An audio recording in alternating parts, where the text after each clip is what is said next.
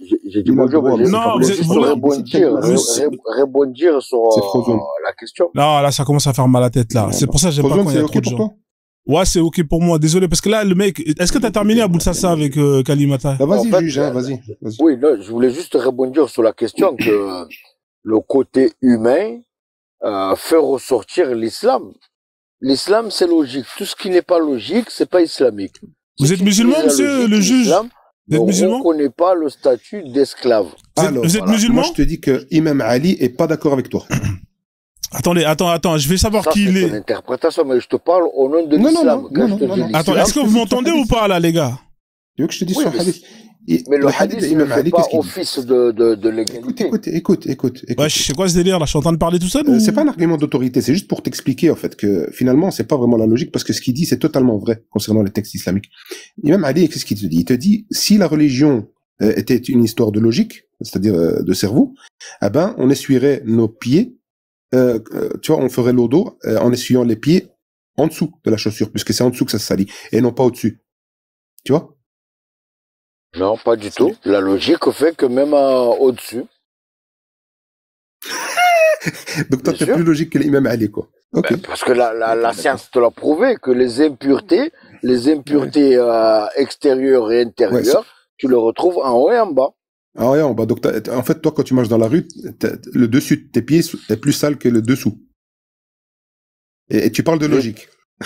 Oui, les deux sont sales. Je te jure. Frozone, t'es là, t'es revenu? Quand tu enlèves tes pieds de la chaussure, tu sens l'envie de nettoyer en haut et en bas. Tu n'as pas l'intention de nettoyer qu'en dessous. Non. Entre les orteils, tu sens l'obligation de rentrer entre les orteils. C'est parce que t'as pas compris. Parce qu'en fait, si tu veux, à l'époque du prophète, ils avaient des sandales, des espèces de sandales. Les babouches. Ils essuyaient leurs pieds. Voilà. Non, c'est pas des babouches, c'est vraiment des sandales. Tu vois, des sandales en cuir, un truc comme ça. Et donc, avec des semelles en dessous. Et ils les enlevaient pas pour faire l'eau d'eau, pour faire les ablutions. Ils les enlevaient pas. Donc, s'essuyaient par au-dessus. Et c'est pour ça que l'imam Ali a dit, si la religion était logique, on aurait essuyé le dessous, donc la semelle, puisqu'on marche dessus sur des saletés. Et non pas le dessus. Parce que ils avaient les pieds nus. En fait, il n'y avait pas de chaussettes. C'est pas comme aujourd'hui. Tu comprends pas? C'est toi qui as mal compris. Tu visualises mal l'expression de ce qu'a voulu dire l'imam Ali. Ouais, monsieur, vous êtes sunnite ou pas, monsieur le juge? Je suis comme vous, je suis musulman comme vous. Non, moi je suis pas musulman, je vous ai posé la question, est-ce que vous êtes sunnite ou pas? Non, mais moi, le droit que tu as sur moi, je suis obligé de te considérer comme musulman.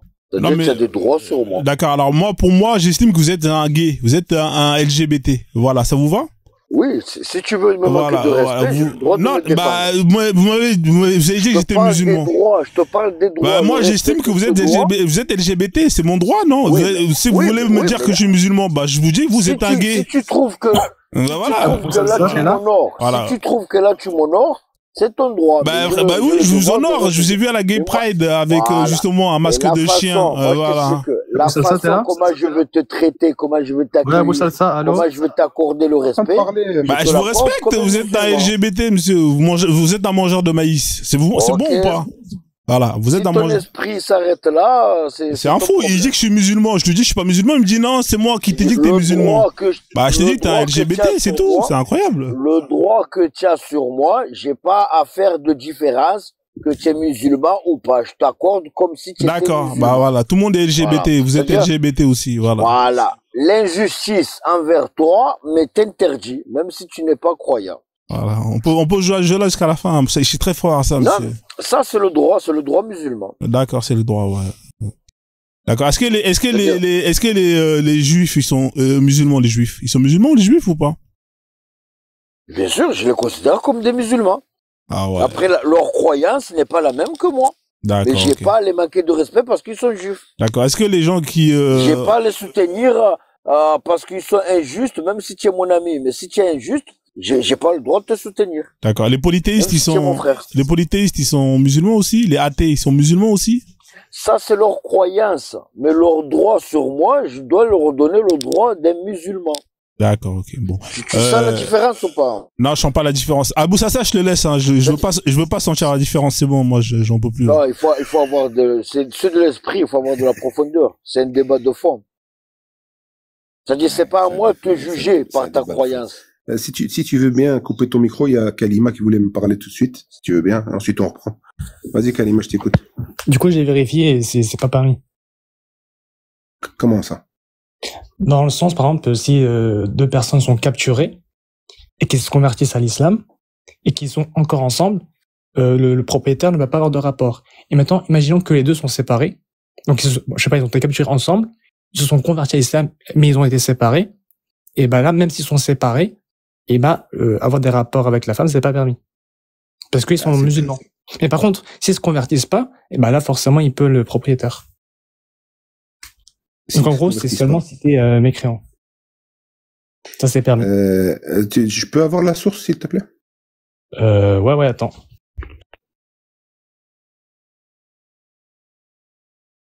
Ouais, c'est l'islam, les gars. C'est incroyable. On est en train de parler de personnes qu'on capture, qu'on réduit en esclavage et qu'on mougou à l'homme. C'est incroyable. Et les gens, ils valident ça. C'est interdit. C'est pas islamique, ça. C'est halal, l'esclavage. Qu'est-ce que vous me racontez, monsieur le juge? C'est halal. L'islam a réprimé. L'islam a aboli l'esclavage. L'islam a mis des droits sur tous les domestiques. Quels droits? Donnez-moi les droits.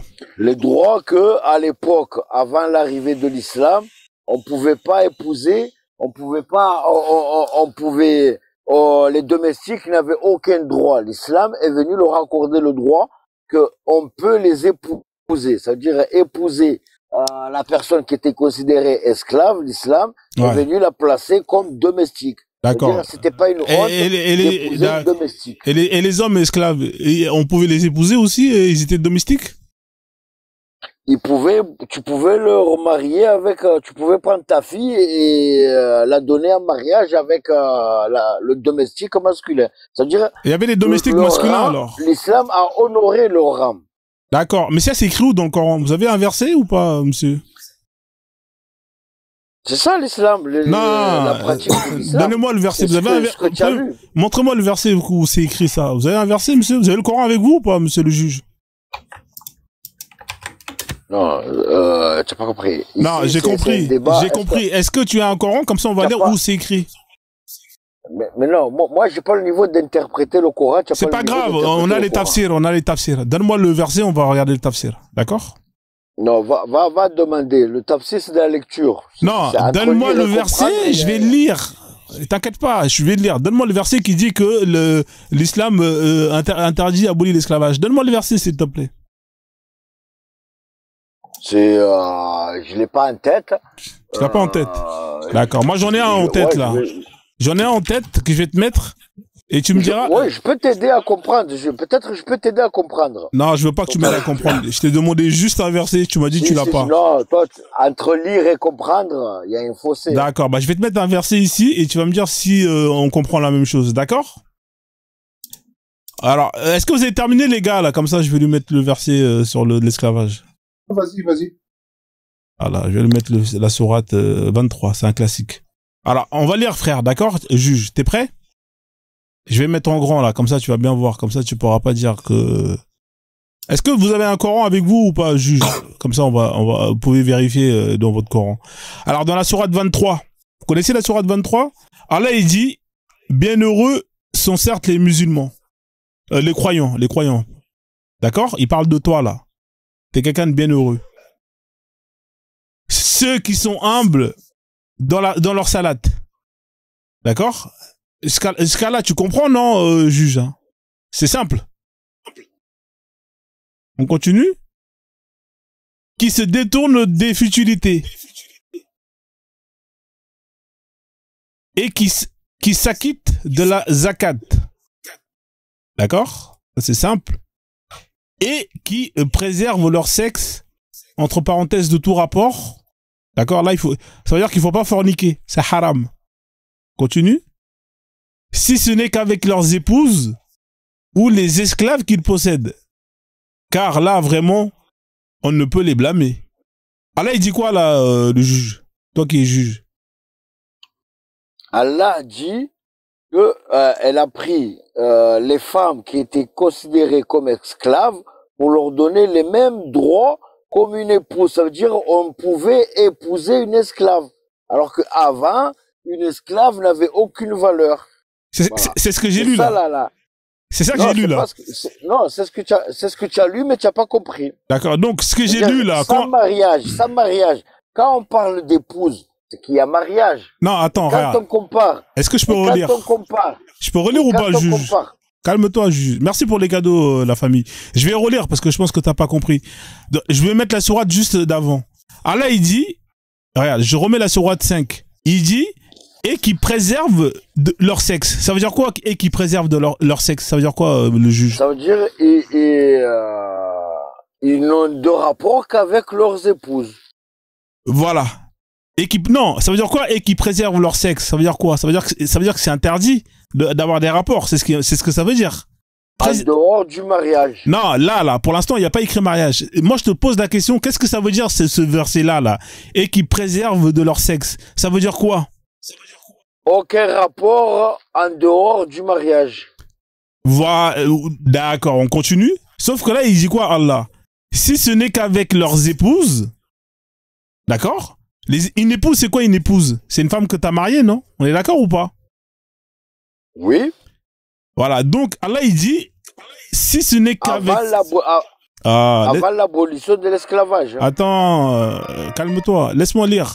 Si ce n'est qu'avec leurs épouses ou les esclaves qu'ils possèdent. Ça veut dire quoi? Ça veut dire que Allah, il autorise à avoir des rapports avec ses épouses jusqu'à 4 ou les esclaves qu'il possède ou tes esclaves. Allah, il dit pas qu'il faut marier les esclaves. Où c'est que c'est écrit qu'il faut marier les esclaves?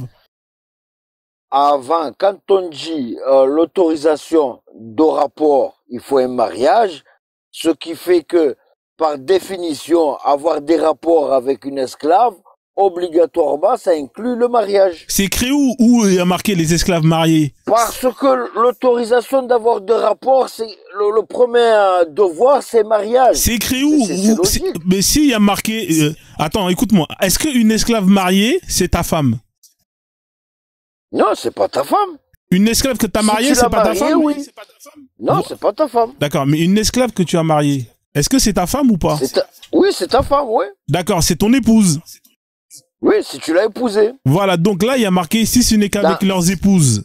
Il y a marqué leurs épouses. Oui. Ça veut dire que si ton esclave, tu l'as mariée, elle devient ton épouse. Elle fait partie de cette catégorie-là. On est d'accord? Exactement, mais là, c'était une valeur. C'est la première fois qu'on incluait une épouse dans la même révélation qu'avec une esclave. Ouais, mais là, pourquoi il y a marqué où les esclaves? Ah là, il leur a juste dit mettre où leurs épouses. Basta. Ça veut dire que si tu as une esclave et que tu la maries, ça devient ton épouse. Pourquoi il a rajouté où les esclaves?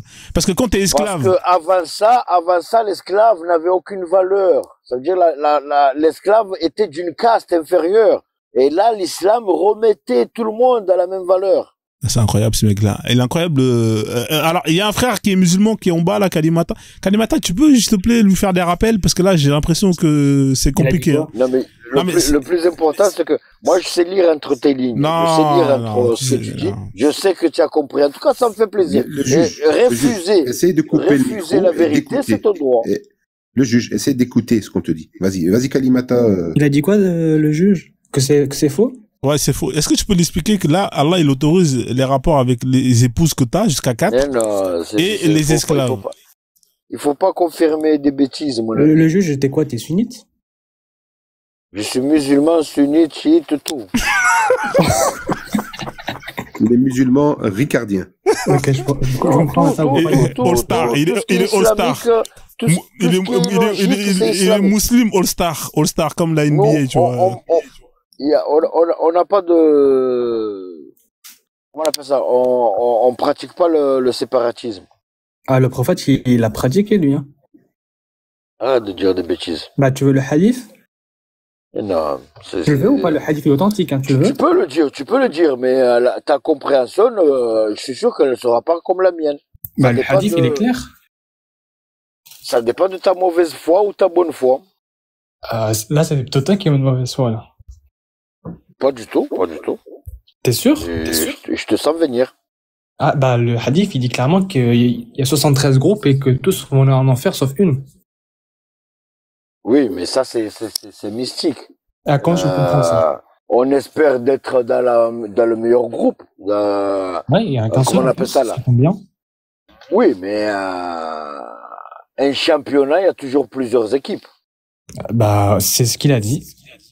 Oui, mais Mais il n'y en a qu'un seul au final, il n'y en a qu'un seul qui gagne. aucune équipe ne permet de juger l'autre à part de condamner l'injustice et de condamner, comment on appelle ça là,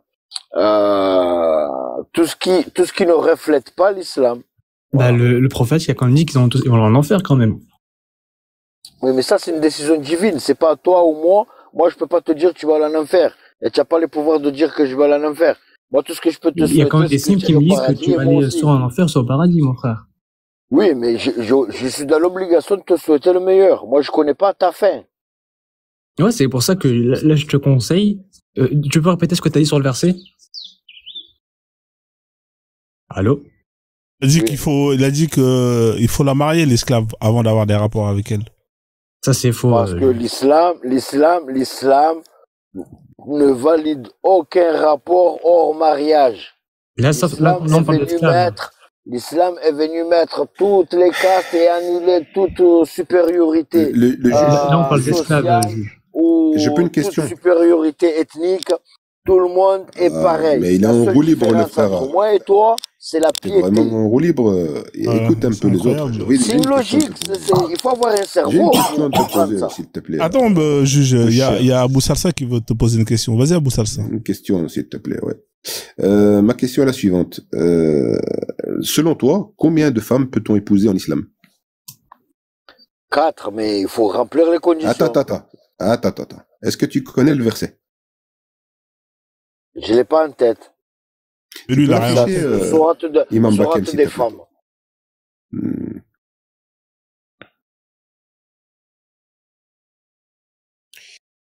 En fait, la plupart du temps, quand on demande à un musulman, C'est même quel les- verset? Je me rappelle plus c'est quel verset. Je pense que c'est sourate les femmes ou bien divorce, je sais plus. Non, les femmes, je pense. Ouais. 4 essais, 4. Attends 2 minutes, j'arrive. Ouais. Non, je vais le retrouver. C'est la sourate 4, le verset 4. Je pense que c'est le verset 4. Ouais, je pense que c'est ça, ouais. Moi, les chiffres, j'arrive pas à me rappeler, pas moyen. Et donner à leurs épouses leur mare de bonne grâce, non. Non, bizarre. 4-5, ah bah voilà, Kwame nous a aidé, 4-5.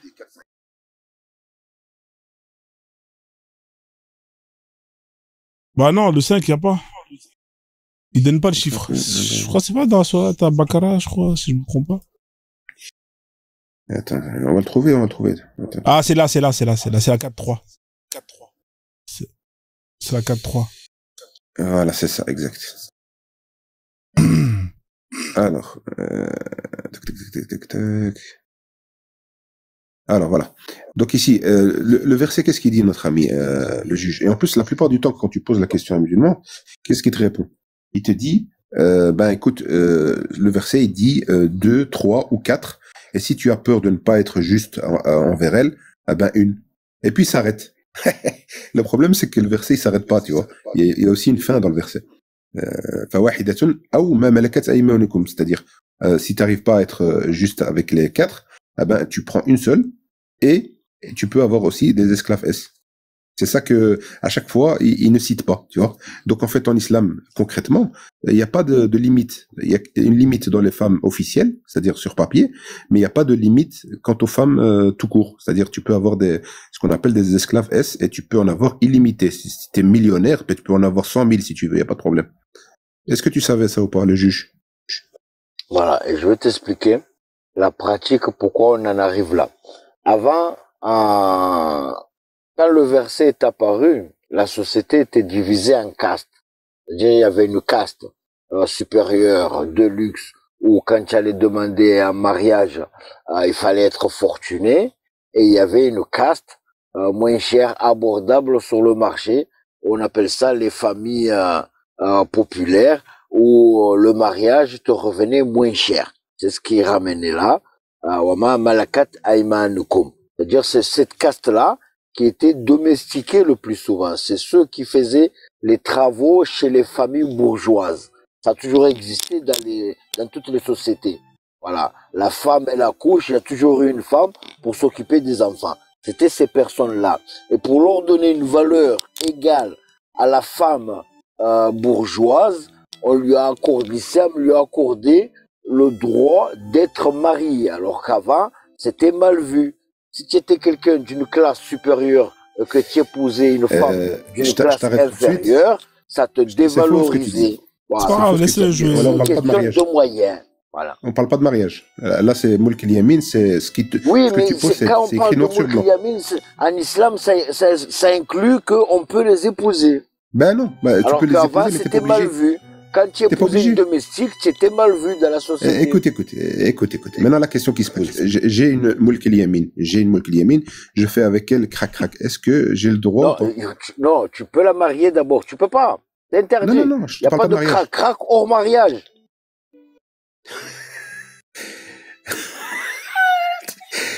Bon, j'abandonne. Je suis désolé. C'est une logique de 1 plus 1 égale 3. 1 plus 1 égale 3. T'as raison. D'accord, ok. Effectivement, c'est très logique. Là, je comprends maintenant.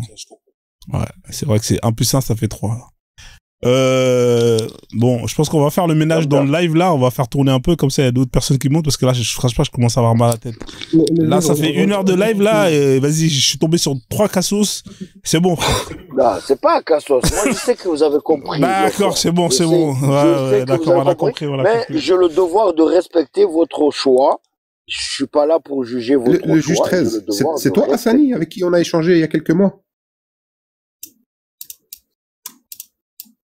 Ouais, peut-être, j'en sais rien. Moi, j'ai mal au crâne. Voilà, est-ce que tu es Hassani ou pas? L'ancien compte. C'était Hassani? Non, je suis un élève de Hassani.